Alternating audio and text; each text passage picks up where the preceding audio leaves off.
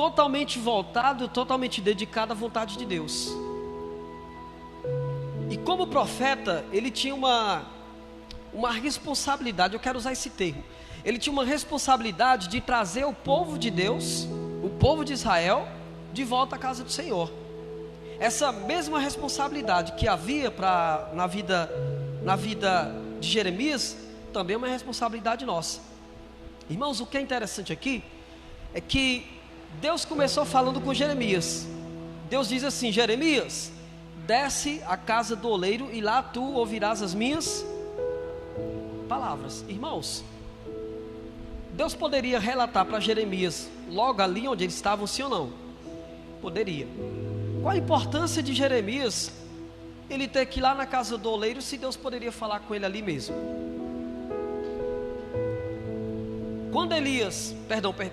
Quando Jeremias desce à casa do oleiro para ouvir a palavra do Senhor, quando ele desce naquele lugar, Jeremias ele viu um homem fazendo um vaso de barro. Alguém já chegou a ver como é que se faz esse trabalho do oleiro? Vai rodando lá, eu esqueci, é oleiro o nome. Vai rodando e ele pega um barro, coloca ali e vai formando o vaso ali naquele momento. Na hora que ele estava formando o vaso, o barro começou a se desfazer na mão do oleiro. O vaso se desfez.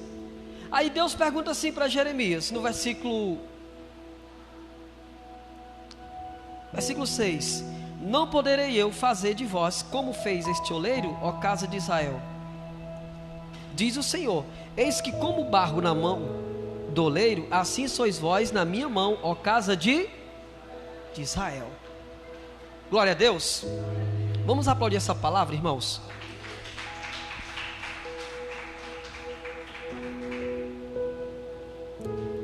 Deus poderia ter falado com Jeremias, sim. A necessidade de Jeremias, que já ouvia a palavra de Deus, Jeremias bem diferente do povo de Israel. O povo de Israel estava afastado e eles não poderiam ouvir, mas Jeremias poderia ouvir a voz de Deus. E mesmo assim foi necessário para Jeremias descer na casa do oleiro. A casa do oleiro, ela tem um grande símbolo, irmãos. Diga comigo, a casa do oleiro é a casa de Deus. Amém ou não amém? A casa do oleiro, a casa do barro, a casa da formação. É no oleiro que todos os vasos são formados. É na igreja que as pessoas elas são transformadas. É na casa de Deus que as pessoas elas são restauradas, que elas são renovadas. Irmãos, quando Jeremias desce aquele lugar e ele vê aquele vaso se desfazendo na mão do oleiro, pastor, quem era o oleiro? O oleiro era o próprio Deus. Interessante que o vaso se desfez nas mãos de Deus. E eu quero trazer uma palavra para nós nessa noite. É melhor se desfazer nas mãos de Deus do que se desfazer no mundo. Glória a Deus. Por quê? Porque quando alguém se desfaz nas mãos de Deus, essa pessoa ela não se estraga. Pelo contrário, Deus ele quebra o vaso velho e faz um vaso novo. Ele verdadeiramente quebra o velho homem, quebra a velha mulher e torna um vaso novo. Então, nas mãos de Deus é possível se desfazer para nascer de novo. No mundo, quando alguém se desfaz, é quase que impossível se refazer.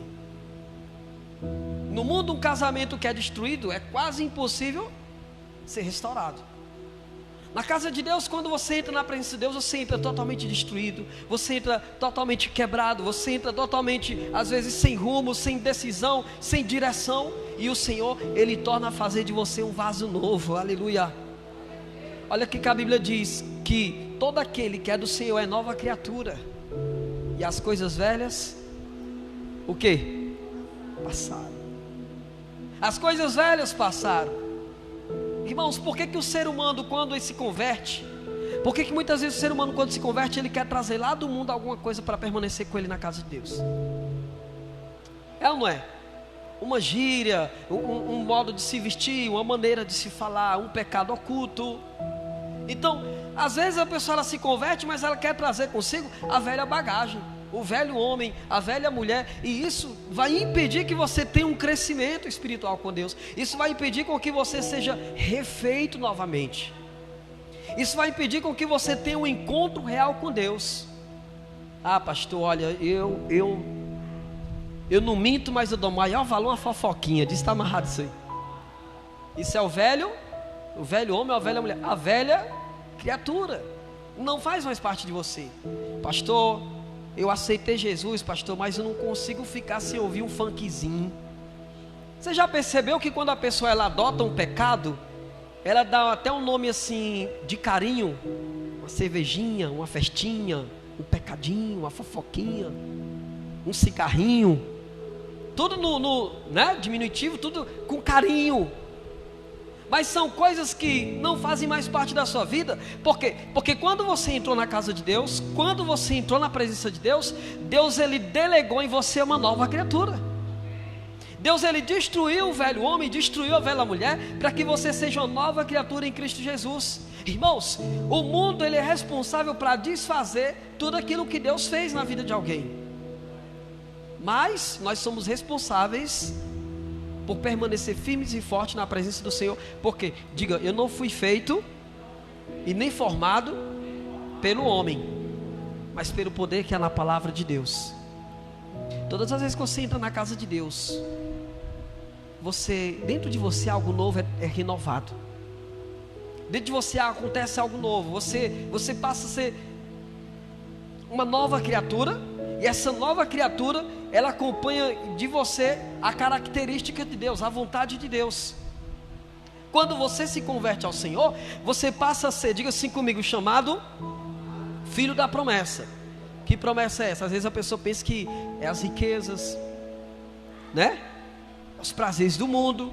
Ah, pastor, eu vou para a igreja, eu vou entrar aqui na campanha do óleo ungido santo 7 vezes, campanha das 7 vezes mais, para Deus me dar um carro novo, né?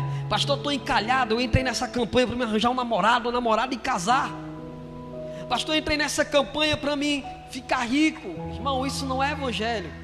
Evangelho é você entrar na presença de Deus totalmente com as coisas desse mundo e ser destruído pelo poder que é na palavra do Senhor. Jesus disse o quê? Que nosso tesouro, ele não se corrompe. Buscai no Senhor o tesouro que não pode ser corrompido, onde a traça nem a ferrugem corrói e não come. Mas você já reparou que a gente quer ser bom em tudo aquilo que é passageiro, tudo aquilo que é social nas nossas vidas, que não está errado, é claro. Pastor, eu sou o melhor aluno na minha escola, diga glória a Deus. Você está mais sincero. Pastor, olha, eu sou o melhor funcionário, diga glória a Deus. O melhor patrão, o melhor em casa. Tudo isso é muito bom, sim ou não? Você merece uma medalha por isso. Mas quando você vai medir naquilo que você é bom, fisicamente falando, e vai medir naquilo que você é bom com Deus, que nota Deus te daria? Vamos fazer uma prova agora? Cadê os estudiosos? Diga glória a Deus. Vai, diminuiu os estudantes? Cadê o glória a Deus, pessoal? Vamos fazer uma prova agora? Se você leu a sua Bíblia essa semana, você orou de corpo, alma e espírito essa semana? Você planejou alguma atividade entre você e Deus? Pastor, essa semana eu pensei em fazer um evangelismo lá na minha rua. Pastor, essa semana eu pensei em fazer uma semana inteira de postar versículos sobre a palavra de Deus. Pastor, essa semana eu me programei para jejuar, eu me programei para fazer alguma coisa para o meu Deus. Só, pastor, que todas as vezes que eu vou eu não consigo. Que nota você tiraria de Deus? Pois é, Deus diz assim para Jeremias: Jeremias, não poderei eu fazer esse povo, tornar esse povo novo de Israel? Assim como o vaso se estragou e se refez na mão do oleiro, assim será na vida de vocês, ó casa de Israel.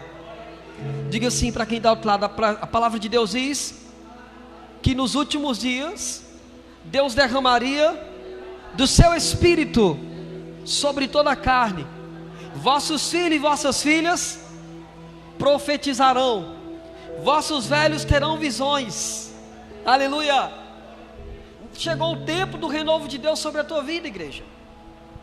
Chegou o tempo de você delegar a sua vida com Deus e começar a tirar notas boas com Deus.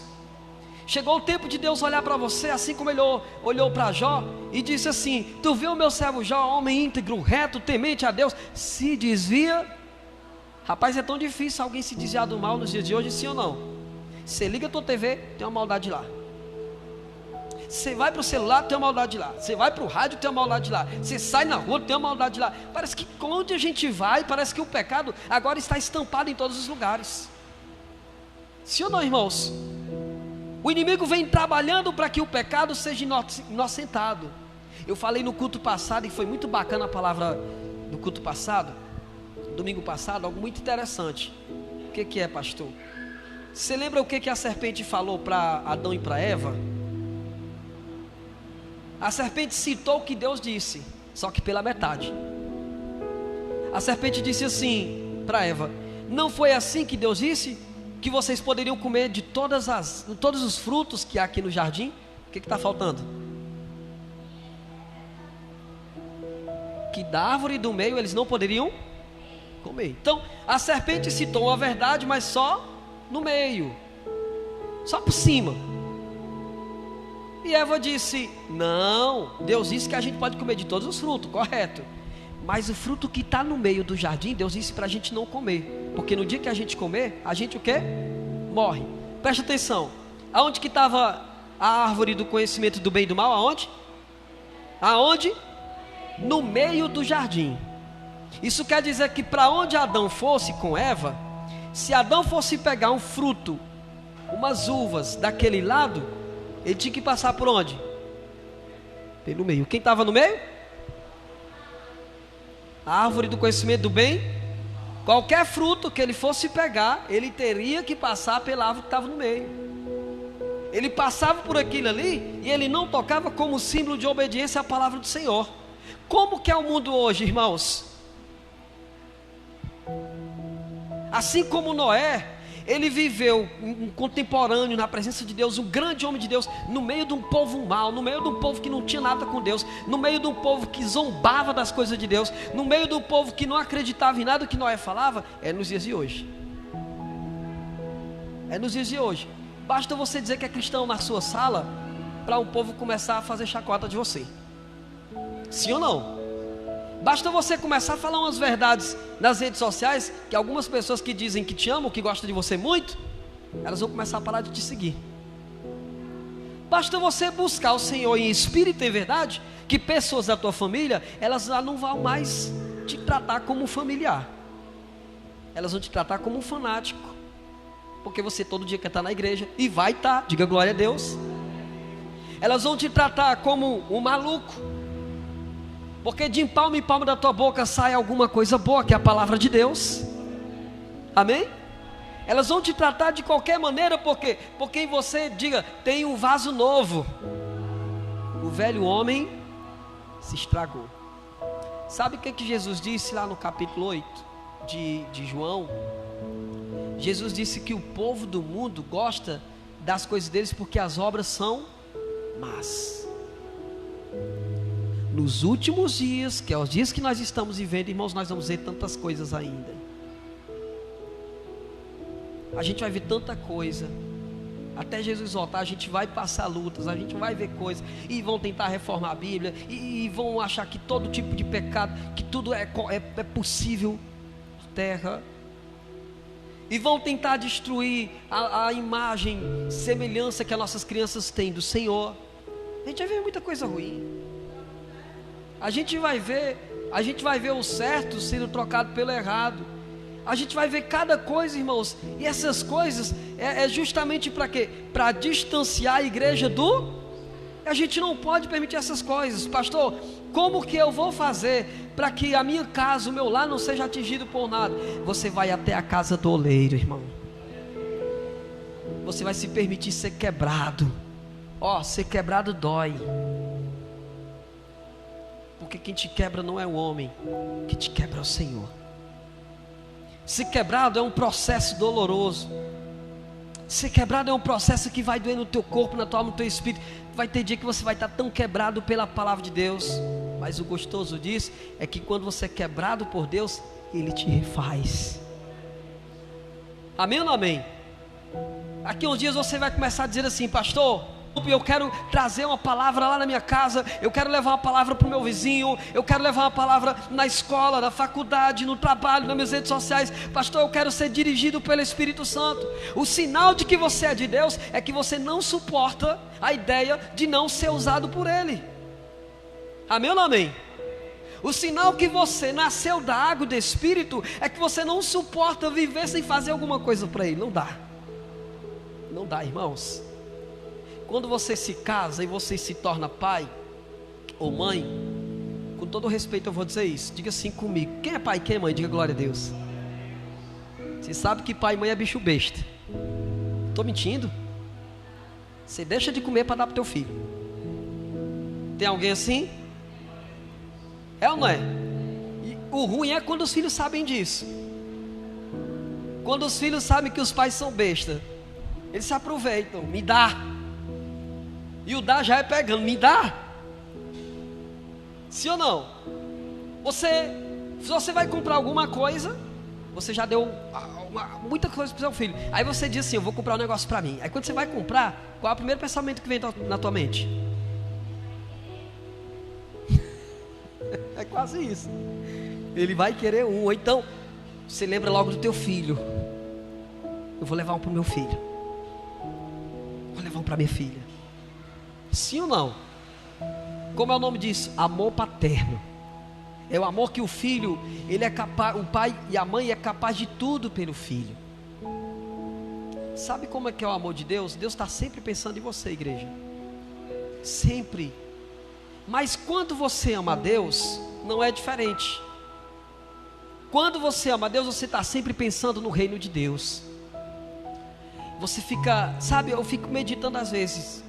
Eu estava falando para a pastora: a minha meta nesse ano é minha meta, não é da igreja, é a minha. Porque eu, pastor, tenho minhas metas pessoais com Deus. E eu disse assim: a minha meta nesse ano, daqui para o final do ano, é eu ganhar 30 pessoas para o meu Senhor. Isso é tão pouco ainda, irmãos. Sim ou não? É tão pouco. E eu seleciono minhas metas com o Senhor. Esse ano eu vou ler tantos livros para me aperfeiçoar mais na ministração. Esse ano eu vou ler mais a palavra. Esse ano eu vou jejuar mais. Esse ano eu vou consolidar mais o povo. Eu vou discipular mais o povo. Isso é tão pouco, sabia disso? A Bíblia diz que as nossas benfeitorias para Deus é como se fosse pano de trapo. Tão pouco. Pergunta para quem está ao outro lado: qual é a tua meta com Deus? Você tem uma meta com Deus? Essa é uma boa pergunta, né, irmãos? Qual é a tua meta com Ele? O que você quer fazer para Ele? O que você fez para Ele? Quando você morrer, e você vai um dia, se Jesus não voltar logo, quando você se apresentar diante de Deus, o que você vai dar para Ele? Ah, Jesus, o Senhor sabe, né? Eu tinha 20 filhos, de misericórdia. Só pensava neles, eu não tinha tempo de fazer nada para o Senhor. Aí Jesus vai dizer: eu tinha um filho e dei para você. Jesus, olha, eu estava sempre trabalhando de um lado para o outro, sabe que a vida é difícil e eu não podia fazer nada para o Senhor. Aí Jesus vai dizer assim: lembra que você tinha vergonha de mim? Lá no teu trabalho, lá na escola, lá na faculdade? Mateus capítulo 10, versículo 31. Eu quero ler com você, para você não esquecer. Quem está na fé, pessoal? Mateus capítulo 10, 31 diz assim: ó, você que tem vergonha de Deus, olha aqui o que Deus fala.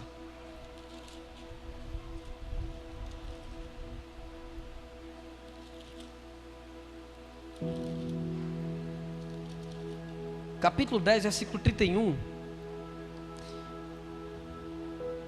Ele fala assim, versículo 32, aliás: portanto, todo aquele que me confessar diante dos homens, o quê?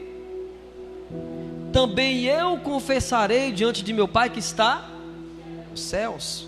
Você confessa Cristo? Não é só quando você aceita Jesus.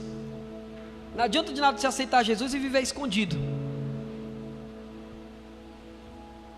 Não adianta de nada se batizar nas águas e não tomar uma ceia, e não fazer evangelismo, e não ter vida com Deus, não ser quebrado por Ele. Não adianta.